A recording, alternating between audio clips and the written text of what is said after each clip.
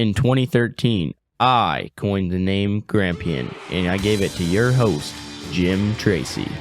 Grampion Nation, welcome back to the Grampion. This is Jim with you again, and I am thrilled today because I have a cohort that I'm going to bring in, and his name is Greg Payne, and Greg can be found at cool-grandpa.com.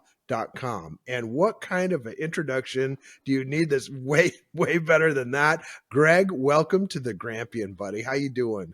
I'm doing well. I appreciate you having me on. This is fun. I can add Grampion to my titles.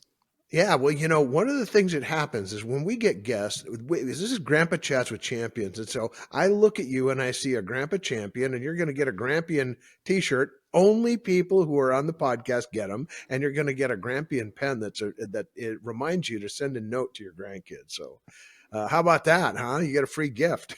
Oh, that's awesome. That's awesome.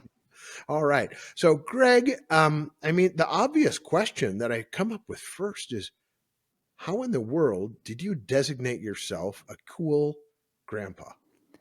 Well, I think a lot of times when we think about grandpas in general, we're thinking of old guys, the beards, the broken down, the tired, that sort of image. And I wanted to push back against that a little bit and go, no, grandpas are still out there getting it done. I mean, if I can go see Pete Townsend and the Who jumping around the stage at 75, 80 years old, and so many of these guys are rock and rollers, it's like, I think baby boomers and Gen Xers, we're taking that cool that we earned when we were younger, and we're taking that with us into these grandpa years.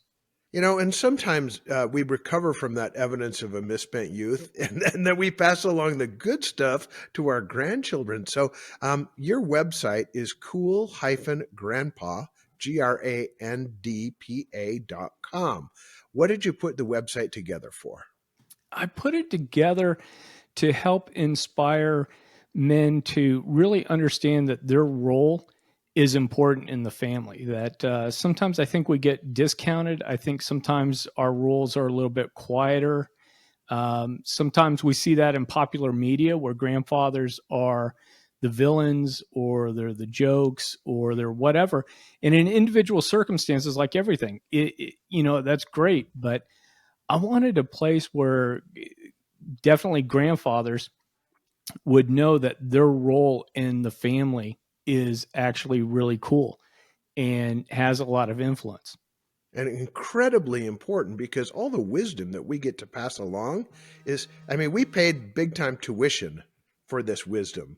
And it's free tuition then to people who want to listen, isn't it?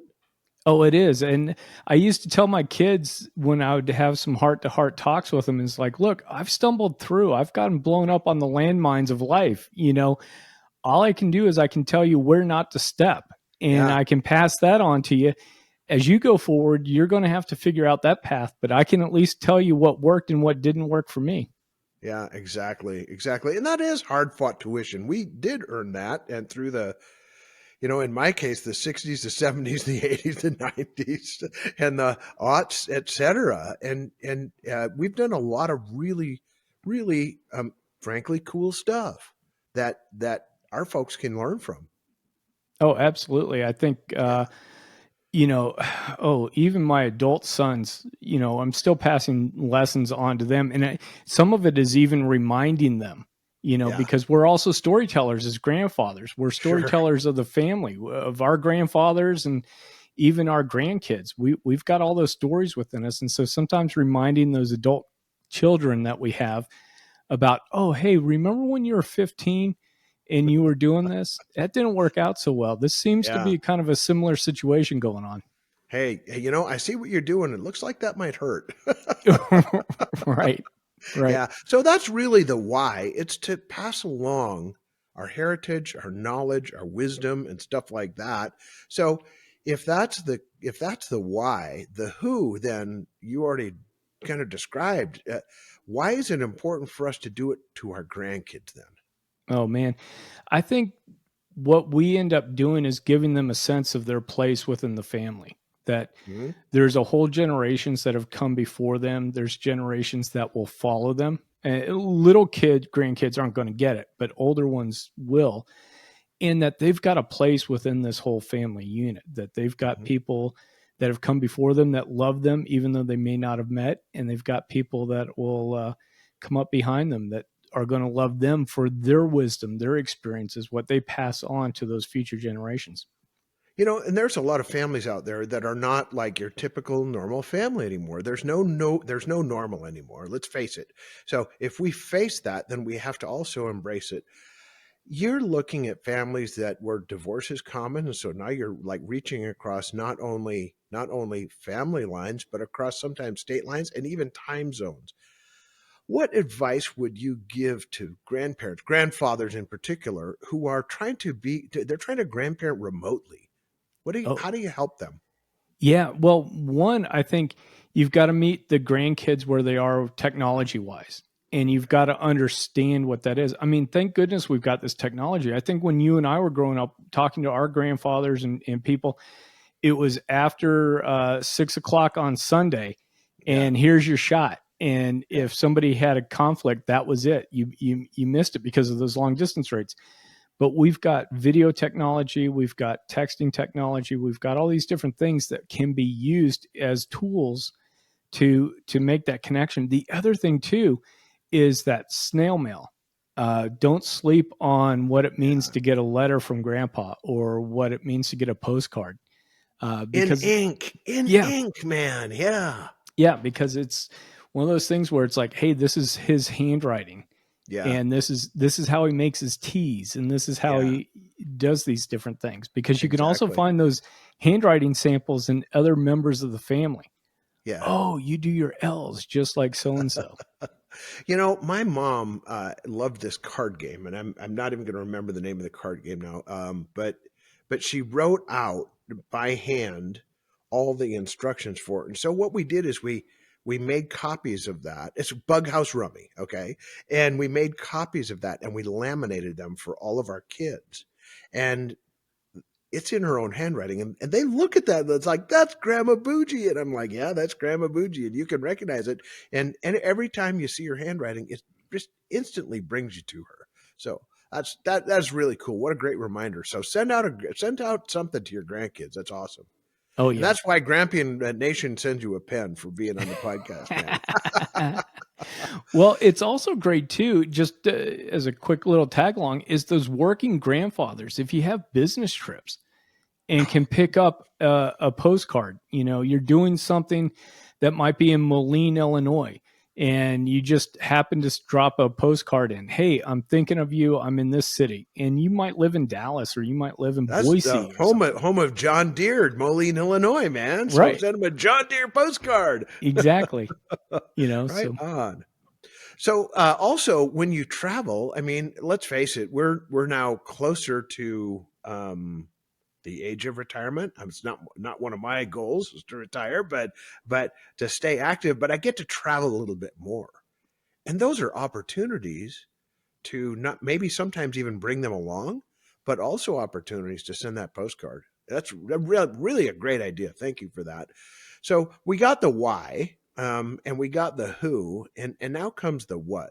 What are some of the other things say you're a new grandpa? It's the first time you've ever done it, and you kind of have to fumble through it to learn your way. What are some of the things that you would give counsel to a new grandpa to do? Oh, sure. Those things are going to be like, ask the adult children what kind of support they need. Are they looking for you and grandma to show up and be there about and around the time of delivery? Do they need you there, or do they need some space? What kind of support are they looking to get? Because not everybody wants everybody to come into town, and it puts a lot of pressure even on the new mom, right? There's still this idea of, I've got to have my house clean. My mother-in-law's coming to town, or my mom's coming to town. And and it's like, no, you should be focusing on, the last few days of that delivery, but asking, what do the adult kids need? The second part of that too, I would say for new grandpas, is understand grandma's going to dive in there head first, and she's going to be the one that pushes you out of the way, does a hip check going down the hallway to get to that grandchild. That's okay. NHL hockey style. Oh yeah. No, she would totally get 2 minutes in the box, Yeah. for what she was doing. But that's okay because that's what grandmas do, and that's Yeah. what makes them awesome. And your time holding that grandchild is going to come. Your time with bonding with that grandchild is going to come. So it's okay to step back a little bit, but that doesn't mean leave the room. That doesn't mean leave the conversation. It just means Don't be absent. right. Your time is going to come and it's going to be a little bit different from how grandma is. So recognize that and honor grandma for her role in this. and then let's go down the road 6 months from having a new granddaughter, grandson. What role? I mean, you got this new baby and it's kind of got gooey on both ends, and frankly, I'm not really comfortable in that role, but I will hold them for a photo op and stuff like that. But I'm the kind of guy, I kind of want them. My kids tease me about this, but hey, send them over when they're out of diapers, and then I can help mold. And yeah, I mean, so how do you work through that? I mean, if you're me, I was just really honest with my kids, but there's not that's probably not appropriate for everybody. What should people do? Yeah, I think a big part of that is just going to be communicating what your expectations are, communicating about what you want. Are you a grandpa that wants to sit in the recliner and just rock that baby for a long period of time and do that? Or like in what you were describing, is it more of a case, I'm going to be there, I'm going to babysit if I need to, I'm going to do what I need to do. But my engagement really comes once they're a little bit more high functioning, let's say, crawling around even or stumbling in the drunk sailor stage. All right. What you've described to me is the ability to come alongside. There's a Greek word called parakaleos, and it means to come alongside. And when we come alongside, what is that? How important is that, and what does it feel like to not only the grandson, the granddaughter, but the parent? Oh, I think that really acknowledges to them that they're first in this new relationship.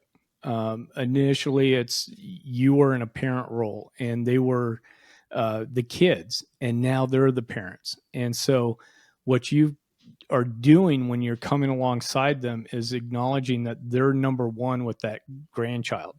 I mean, that's their baby. They should be raising it, and they should be doing some different things. And it doesn't always work out that way, and we know that. But by being in more communication and working with them, I think that allows them to take on that role of parent even a little bit stronger. Yeah, for sure. Because their role model of a parent sometimes is us. And that was our first time being a parent too. So obviously we weren't perfect, and we're not going to be a perfect grandparent. So as we come alongside them, is there a difference between your children and your in-laws? Ooh, I think so. But that's basically just because of how well you've known each other. Yeah. And my in-laws live up in Virginia, or the grandparents that my children share live up in Virginia. We see each other from time to time, but we don't really hang out. Yeah. And so there is a difference with how I interact with my daughter-in-law versus how I would imagine she interacts with her mother and her father. And then the difference that my son has with me and my wife. Yeah. I look, and the reason I bring that up is I look back, and when we were first married, it was pretty obvious that my mother-in-law was pretty disappointed in her daughter's choice of a husband, and probably had good reason to do that. But my father-in-law just came alongside me. He said, "I want to help you. I want to do stuff with you. I want to, you got to learn to golf." And I was a terrible golfer. He said, "I'm going to help you learn to golf, and I'm going to dress you up and help you get a job and show you how to build a resume and things like that. I'm going to encourage you through the rest of college." And he really came alongside me, while my mother-in-law was like,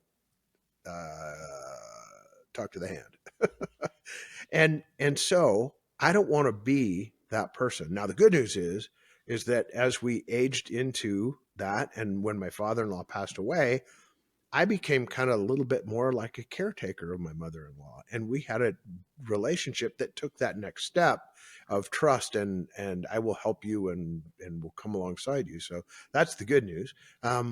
There's an obvious disconnect sometimes between us and in-laws. How do we bridge that gap? I mean, what is it that makes it so that we can come alongside that daughter-in-law or son-in-law when they're when we're the new grandparents? Sure. I think one is being humble about that role and knowing that if you want to come in and kind of bulldoze and be, suck the air out of the room and be the only thing that matters in those instances, people are going to withdraw from that. Especially people will withdraw from that, especially when they don't have that past relationship to have an argument with you and kind of put some boundaries in place like your son or your daughter might have. Yeah. Oh my gosh. What great counsel. Yeah. Yeah. And then, the communication of expectations.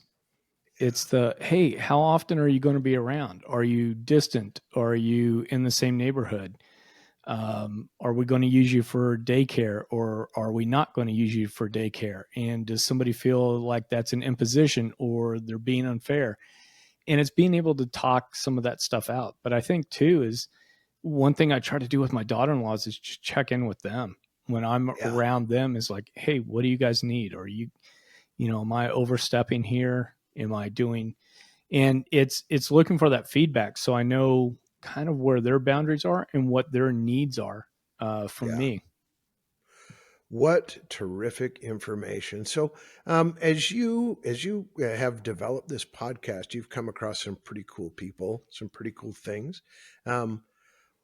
Tell us about one of the most, I love the cool factor. What cool factor have you found on coolgrampian.com? I think it has been this level of intentionality. There's no one way to do the job, but if you're halfway intentional about trying to build a good relationship with the grandchildren, with the adult children, you're almost there. The rest of it is a lot of fine tuning and a lot of adjustments as everybody ages and everybody gets more experiences within those relationships. So it's really that intentionality in wanting to be there and trying to do your best with it. Yeah. So in your experiences, what's the one thing that you've done to be intentional as a grandpa that's like the wow moment? Like, I'm a grandpa and here's a place where it really showed. Oh, I think for me, my grandchildren are under 6 years old. And so for me, the thing I love to do is take them out for a lunch where it's me and the kid, or it's me, or we're going for an ice cream, or we're doing something where I can try to carve them out a little bit. And we just go. And sometimes, 3-year-olds have 3-year-old conversations, which are great. And 5-year-olds have their conversations, which is great. But trying to start that establishment of like, okay, grandpa's visiting, so there's going to be a little errand. There's going to be a little something that we go do with grandpa. That one-on-one time is probably the most precious time that we could ever spend, isn't it? It is. It is. Yeah.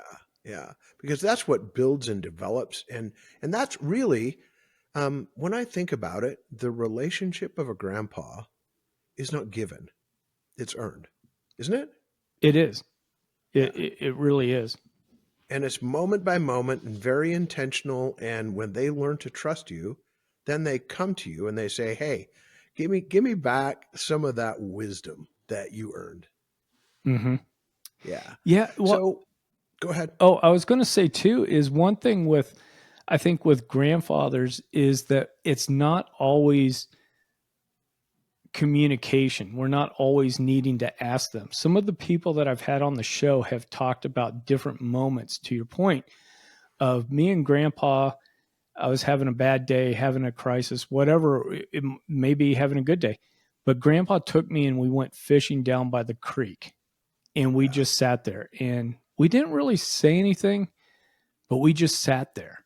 And it was like, I knew that he loved me because he was sharing that space.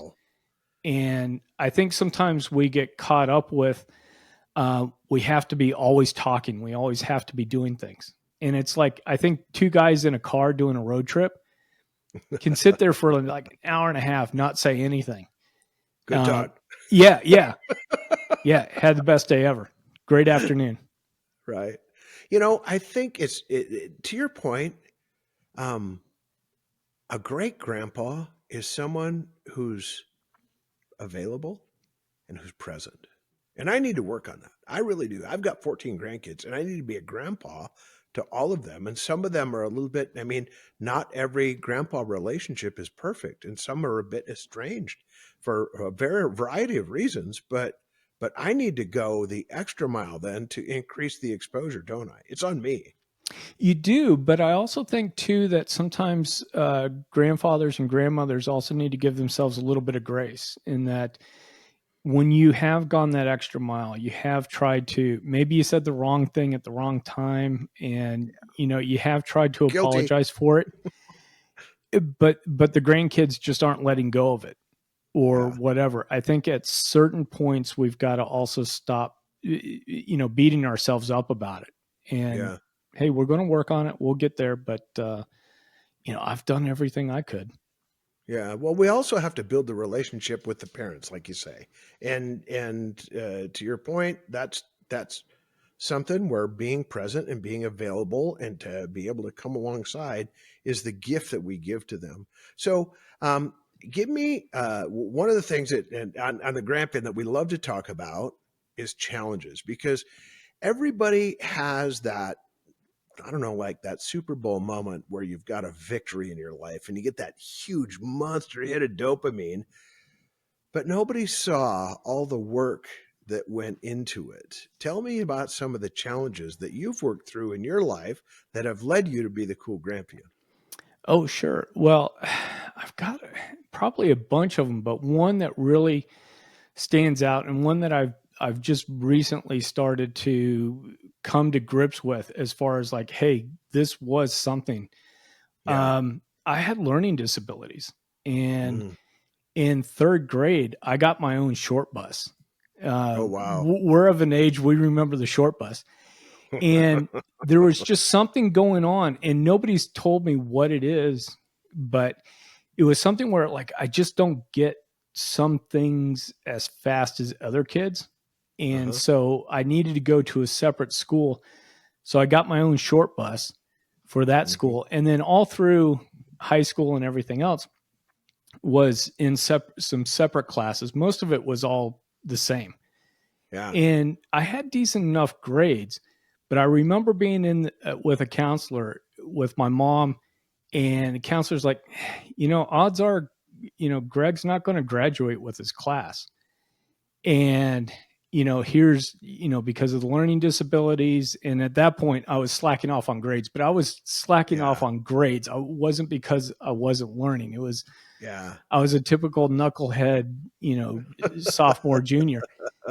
So I threw some coal on the fire and made it through, graduated on time, went through undergrad and made it through, good grades, all that kind of stuff. Went through a master's program, struggled a little bit, by hook and by crook. I made it through. Oh, congratulations. And thank you. And I've just recently been okay with like, maybe I should think of that as a little bit more of taking a victory lap around that versus like having the mindset of like, I need to do better. I could do better. Why isn't this working for me? It's, and it's like, wow. Maybe you're running on a sprained ankle. Yeah. So, well, I have to tell you, when you get a counselor, if you're a counselor, don't sit there and do that. What you're saying to that child is, I'm betting against you. Yep.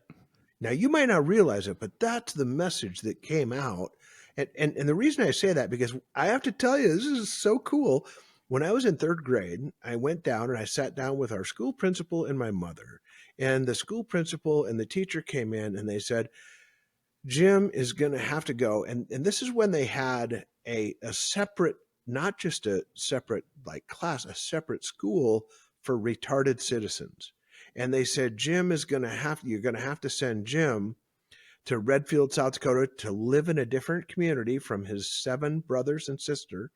And he's going to have to live in the school for retarded kids. And my mom had the courage to say, no, he's not.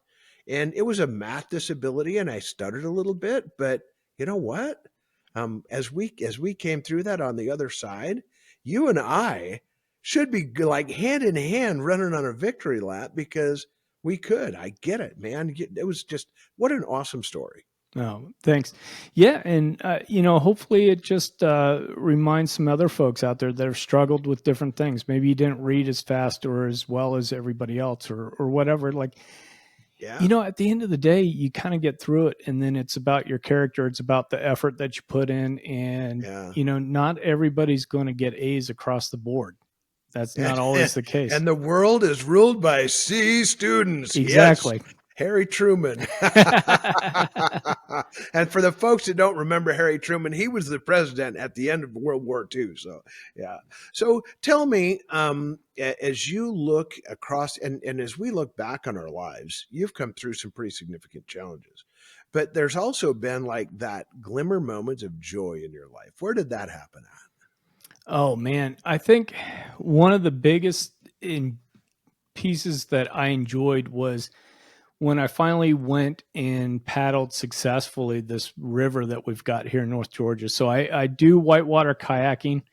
I don't do it. You are cool. I don't do it real well, but there's a river down here called the Ocoee. And so this is a class 3. It's people know it. It's one of those rivers as you start out down here that you eventually want to be able to get to and get on it. And so my mentor worked with me for a long time, and eventually I got it and ran that river and ran the rapids and did all that kind of stuff. And that always felt good. Was that scary to get into? Because I've done a little rafting, but not kayaking. And I look at those kayakers, man, and they're getting tossed around pretty good. It is. It's a little bit different down here in the Southeast than up where you are. You've got the big water, and we got, people in the Northwest will say that we run drainage ditches down here because it's, it's 2-3 feet of water over a bunch of rocks. And versus Northwest tends to be big, deep rivers with big waves and all that kind of stuff. It is, especially when you're claustrophobic a little bit. And when you here's an open invitation for you to come up here to the Northwest and spend some time kayaking, and I'll go in and raft next to you with a guide. Oh, that sounds awesome. Maybe we'll head over to the Payette, maybe one of the easier sections of the Payette. Right next door to us, man. Right next door. So, I would be remiss not to thank our sponsor, it's grandparentsacademy.com. And Aaron is a friend of both of ours, and we've both done master classes. Grampion and Cool Grandpa have done master classes on what's coming up, and that's Grandparents Week. Greg, remind us, when is Grandparents Week? Starting September 8th of this year, but signups are already happening now. Yeah, and so would you encourage people to go over to Grandparents Academy, and why? Oh, yeah. Well, 1, it's free. 2, you're going to get experts in all different areas that are important to grandparents. It might be technology, it might be relationships, it may be health and fitness, it may be something else. And there's going to be experts talking about those topics, and you can sign up and attend any of those, and then also get the recordings and have that in your back pocket. So it just makes you a stronger grandparent. Yeah. And, there's also an option at grandparentsacademy.com to sign up. And the reason I say that, I don't like tie myself to anything I don't really buy into. And I'm a gold member at grandparentsacademy.com. It's like $150 or $160 a year or something like that to become like the primo member. And the benefits of that are just are multifold because you get all this information that is a click away from people who can help you be a better grandparent and give you great ideas for activities. And I mean, there's just a treasure trove of stuff there. So go see grandparentsacademy.com. So Greg, the cool grandpa, what a joy it is for me to spend a little time with you. It's really a treasure to come along somebody who says, hey, let's not grow feeble as we grow old. What closing wisdom would you have to share with the Grampian audience, man? Well, number one, that grandfathers matter. That grandmas get a lot of the headline news, but hey, if going back to a sports analogy, if I had to, grandfathers are the invaluable utility player that makes the stars look good, and without us out there, it's just not quite the same. And so if you're a grandfather, step it up and be engaged. Every quarterback needs a great offensive line. There we are, huh? Exactly. The blocking and the tackling and the helping the stars score touchdowns. We are invaluable. They can't score a touchdown without us. Exactly. All right. Sounds good. Well, again, thanks, Greg Payne. And the address is cool-grandpa.com. And how do they get to the podcast that you host? So if you look on any of the podcast players, it's the Cool Grandpa Podcast. And I've also started uploading some of those over onto YouTube as well. So you can kind of check some of those out. It's over on that application. All right, Grampian Nation, we're going to share with you the coolgrandpa.com. Thanks for coming on. And as always, thanks. Let's be good out there. Let's be kind to everybody. Thanks for joining us. This is Jim, and I out. When you get an opportunity, subscribe or follow wherever you get your podcast.